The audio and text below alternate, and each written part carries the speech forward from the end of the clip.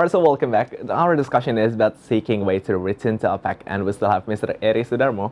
He's the senior researcher of Center for Energy Studies at University of Indonesia.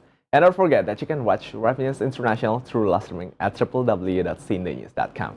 Alright, well, continuing our discussion now, it's about the returning, Indonesia's plan to return to OPEC. Well, and the Minister of Energy and Mineral Resources, Mr. Sudirman Said, stated that we are still left behind regarding the information of the oil price and so on. And then, does it have a thing to do with Indonesia's plan to return to OPEC?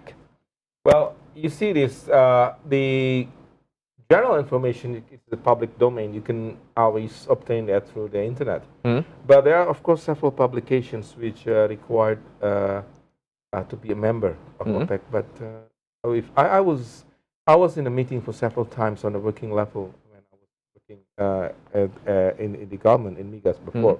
So I was in a meeting and discussed a lot of things which are related to the economic and the situations of oil in the world. But to be in that meeting and to be able to get all these documents, all this information, that's very important for us in setting up. The most important thing is we have to know exactly what will be the price of crude oil. This OPEC is thinking about to set in the coming years, and that means setting up the product allocations.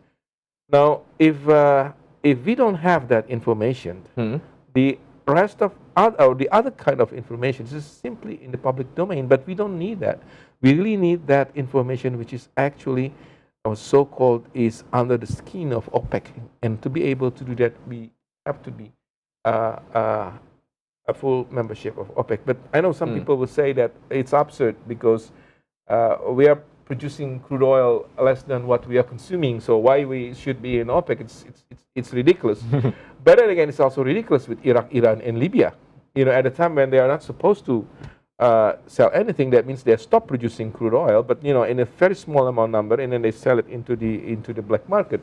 But in Indonesia, we are actually one of the I call this as a geopolitical reason. It's nothing to do with. It's got nothing to do with numbers of productions or technical aspects. It's simply geopolitical aspects, because we are a country which has the largest Muslim populations. Okay. And if you look at OPEC and the membership, the majority of oil producers there are actually Islamic countries.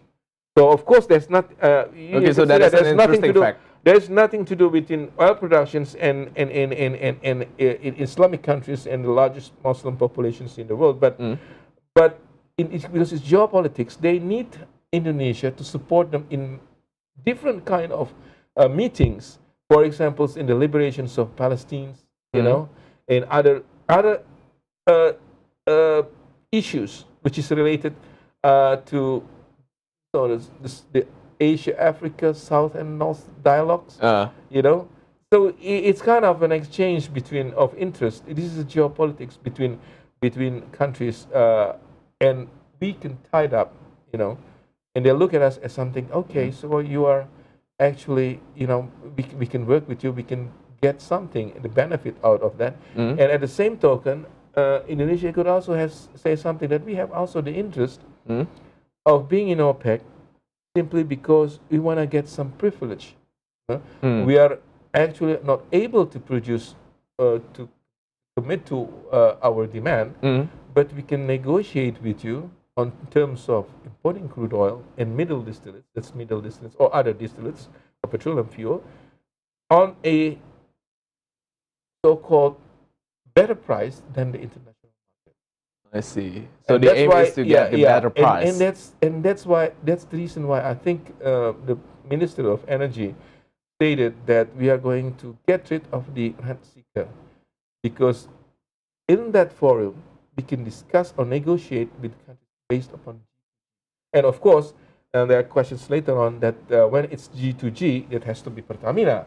Be on the company state-owned enterprise would only be allowed to do that, set or seal the deal with the OPEC countries. Okay, so, but then if you could say, does Indonesia need OPEC, or maybe OPEC needs Indonesia?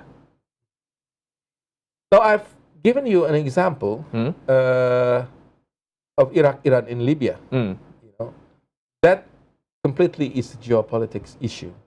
But Indonesia needs OPEC. Yes, we do need. I was actually one of the person when 2008 when we are pressed to